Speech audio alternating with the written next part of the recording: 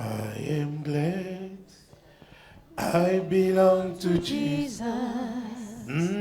I belong to Jesus. I belong to my Lord. I am glad I belong to Jesus. I belong to Jesus. I belong to my Lord. I am glad I belong to Jesus. I belong to Jesus.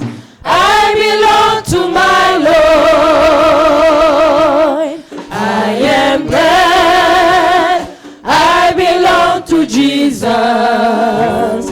I belong to Jesus.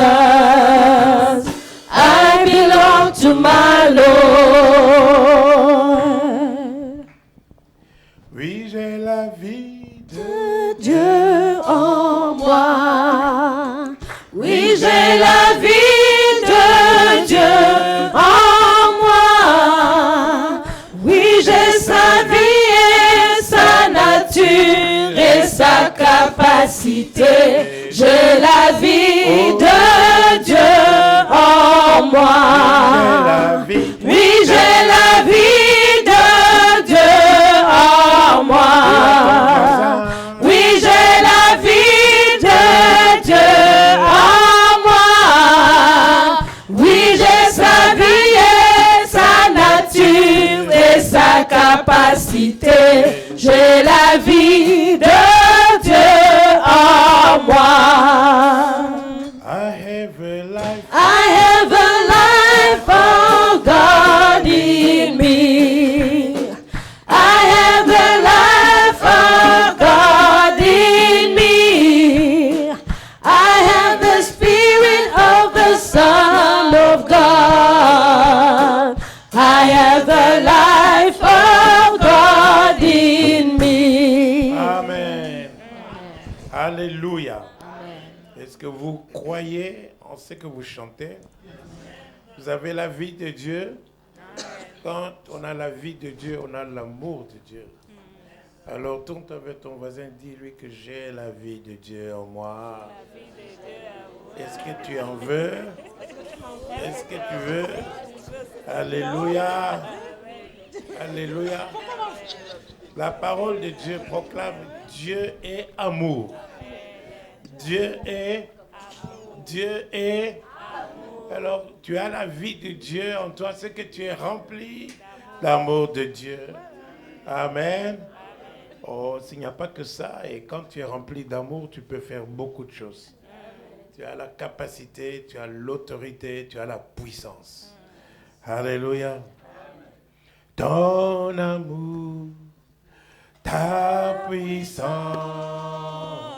Oh, Ta présence dans ma vie, ton amour, ta puissance,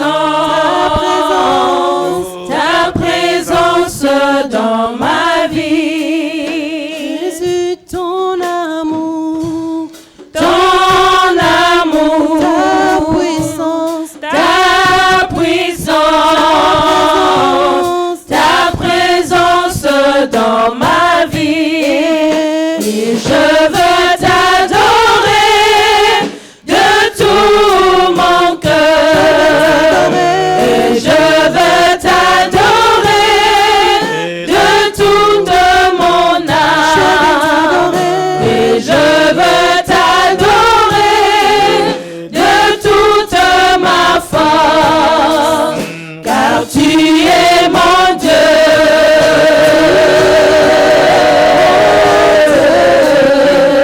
Tu es mon Dieu.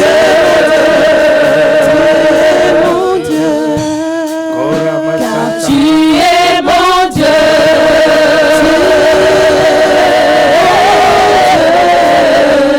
Tu es mon Dieu. merci Jésus. Merci Seigneur notre Dieu. Merci tendre Père pour ton amour, pour ta grâce, pour ta bonté. Alléluia. Je reconnais que tu peux tout et que rien n'est impossible. Je reconnais que tu peux tout et que rien ne t'est impossible. Seigneur, fais-moi voir ta gloire. Seigneur, ta gloire, ta gloire, Seigneur. Seigneur, fais-moi voir ta gloire. La fois prochaine, vous chanterez ça à chorale, n'est-ce pas? C'est pas normal que vous ne connaissiez pas ça. Hey. Voilà pourquoi nous sommes ici, mon bien-aimé. Nous sommes ici pour cela. Alléluia. Ensemble, nous restons debout et nous proclamons la confession de foi. Je crois en Dieu, le Père Tout-Puissant, Créateur du ciel et de la terre. Je crois en Jésus-Christ, son Fils unique, notre Seigneur, qui a été conçu du Saint-Esprit et qui est né de la Vierge Marie. Il a souffert sous Ponce Pilate. Il a été crucifié. Il est mort. Il a été enseveli. Il est descendu au séjour des morts. Le troisième jour, il est ressuscité des morts, il est monté au ciel, il s'est assis à la droite de Dieu, le Père Tout-Puissant, et il viendra de là pour juger les vivants et les morts. Je crois au Saint-Esprit, à la Sainte Église universelle, la communion des saints, la rémission des péchés, la résurrection des corps et la vie éternelle. Amen. Amen. Amen. Avant de vous asseoir, veuillez saluer votre voisin chaleureusement. Alléluia. Alléluia.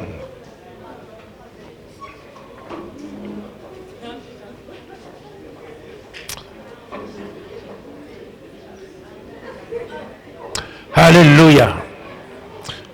Aujourd'hui, je vais essayer de prêcher sans interprète. Alléluia. Sans celui qui m'aide à lire la parole de Dieu. Alors, ma sœur, si vous avez pris la place, allez vous asseoir. Ça va vous faire du bien, un peu au chaud avec les autres. Alléluia. C'est qui là? Ah, désolé. Désolé. Alléluia.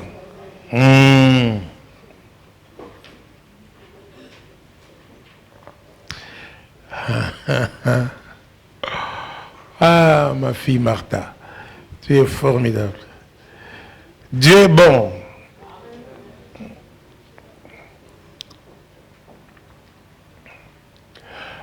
Nous avons vu, peuple de Dieu, que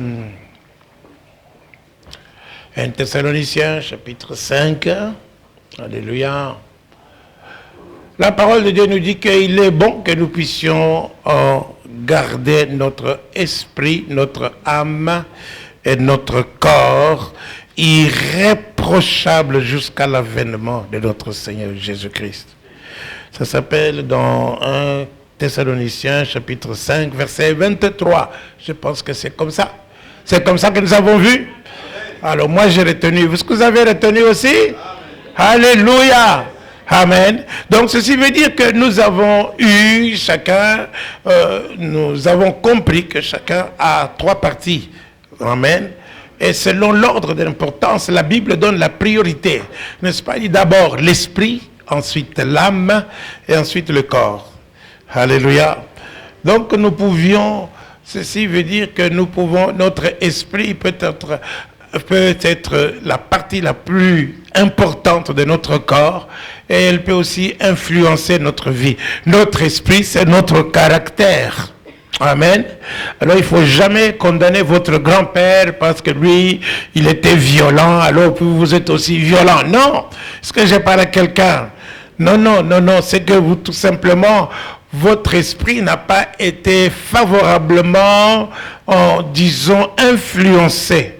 Parce qu'aujourd'hui, vous pouvez avoir le choix d'être comme votre grand-père ou bien d'être différent de votre grand-père.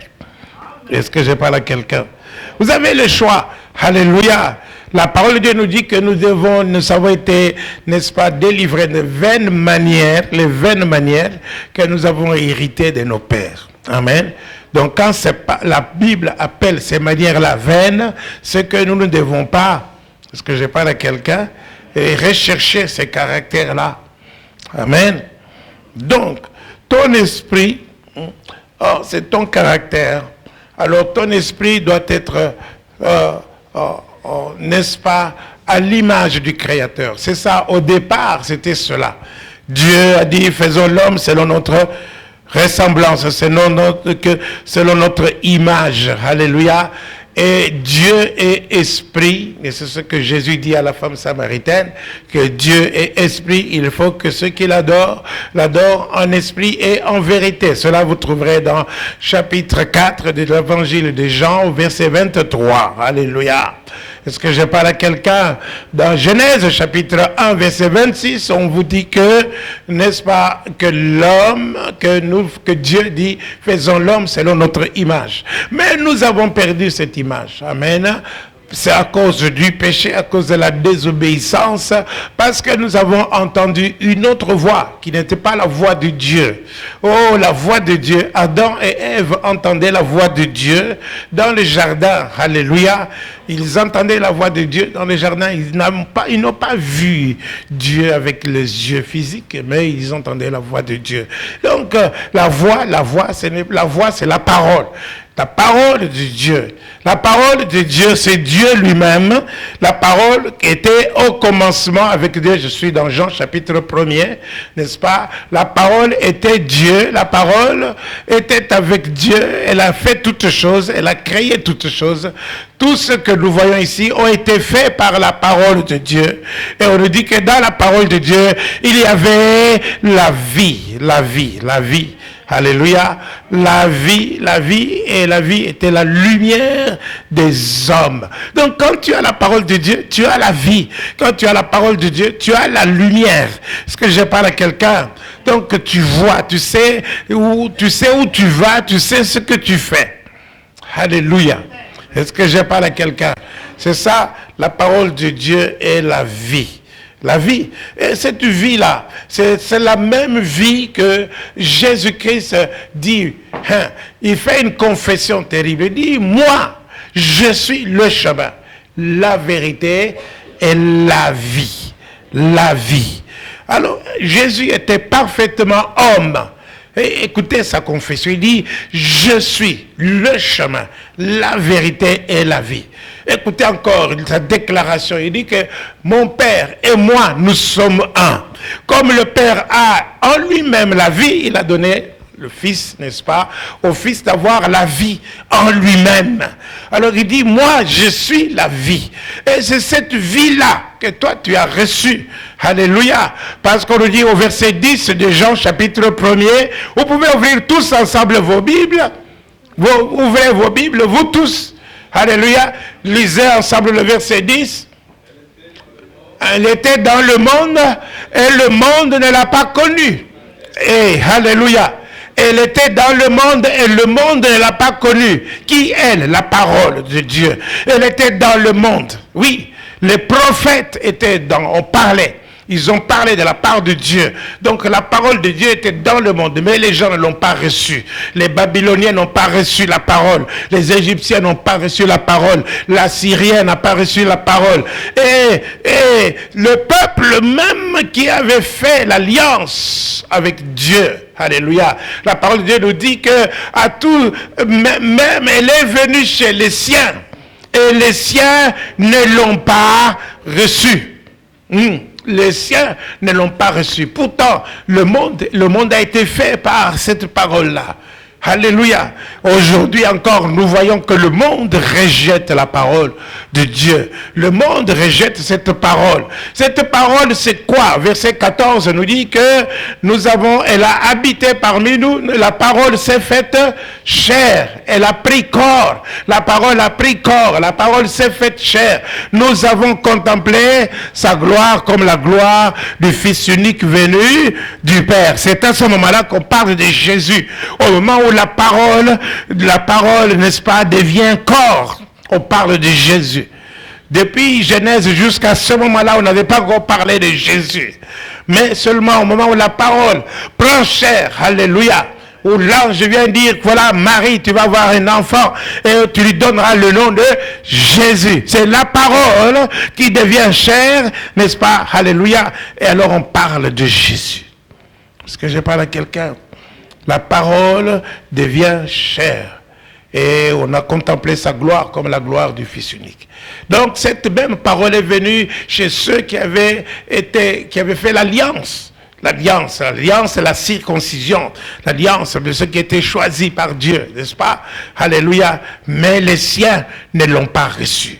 Alors la parole de Dieu dit, mais à tous ceux qui l'ont reçu, à tous ceux qui l'ont reçu, versets 12 et 13, à tous ceux qui l'ont reçu, la parole leur a donné l'autorité, le pouvoir, la capacité, n'est-ce pas, de devenir enfants de Dieu. On devient enfants de Dieu. Lesquels sont nés. Quand ils sont nés, ils ont reçu la vie. Ils ont reçu la vie qui vient de Dieu. Alléluia. C'est la même vie là dont Jésus dit, n'est-ce pas, moi je suis le chemin, la vie et la vérité. Alléluia.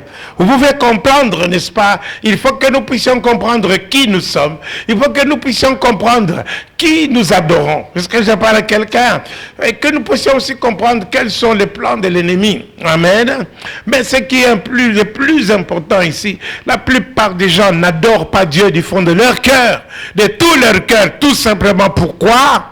Parce qu'ils n'ont pas compris quel grand Dieu ils ont.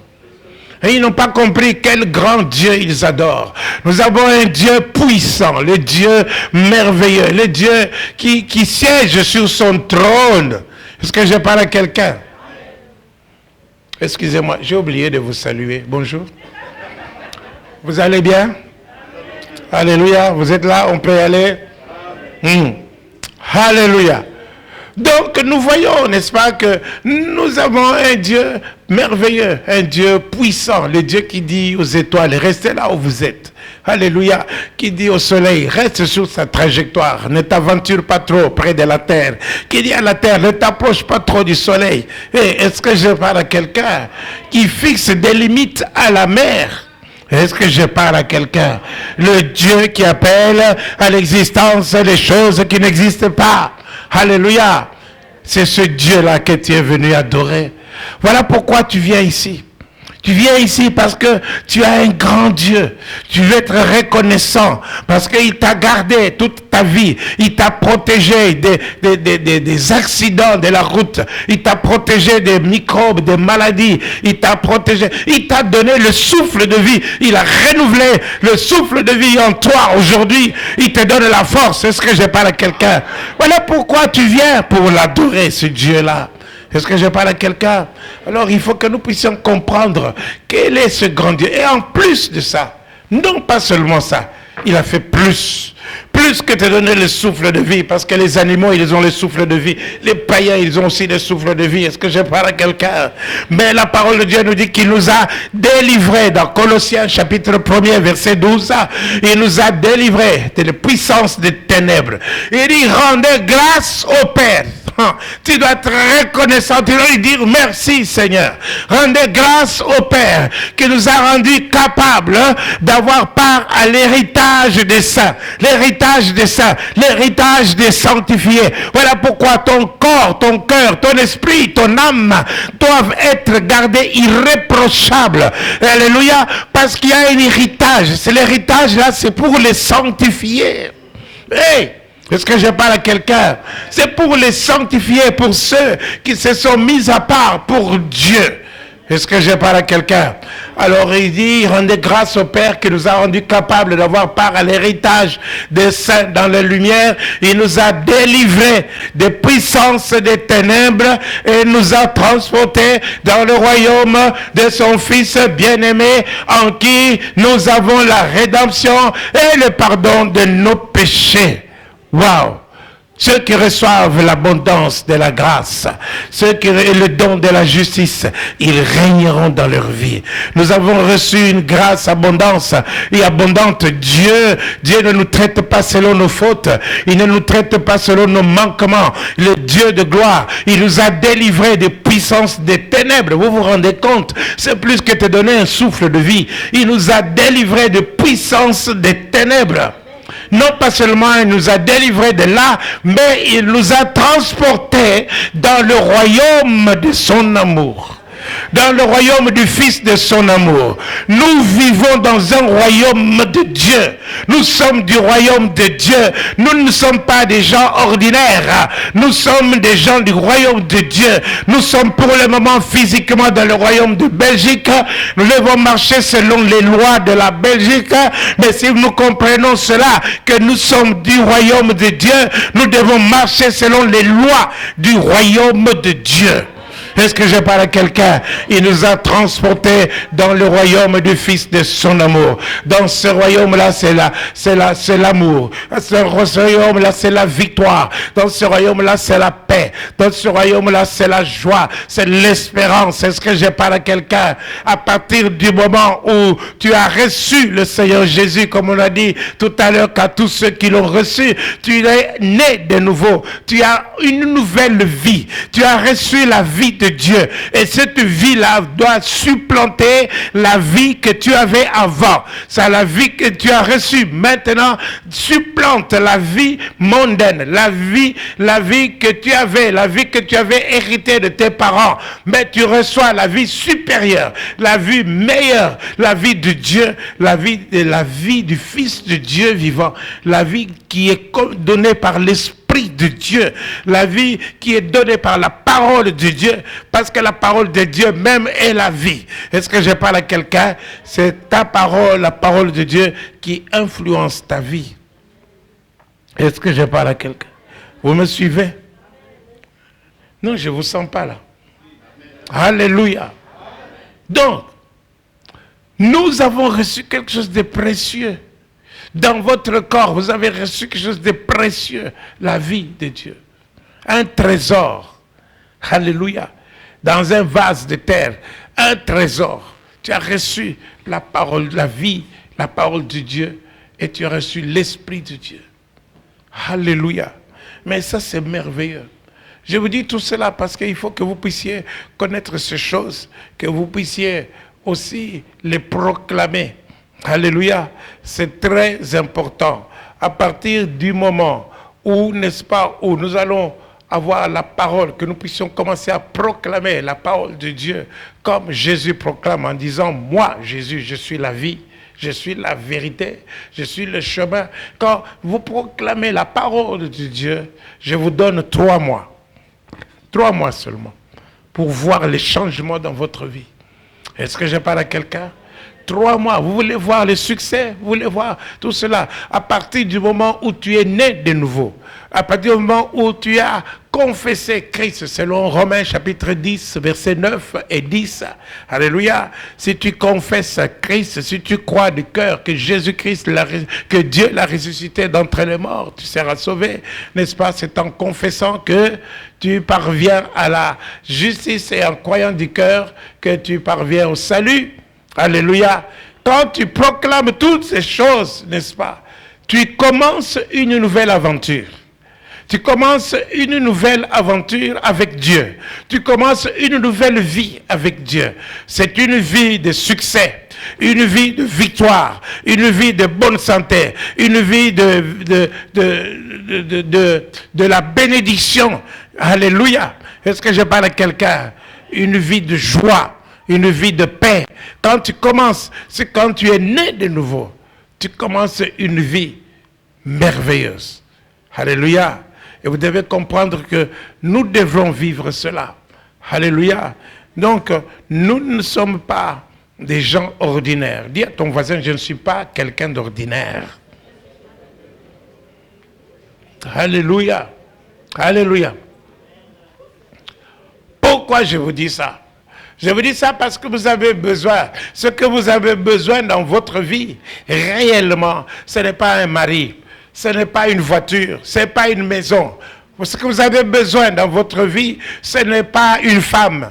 Oh, ce n'est pas de l'argent, ce n'est pas du travail. Est-ce que je parle à quelqu'un? Ce que vous avez besoin, c'est la parole de Dieu.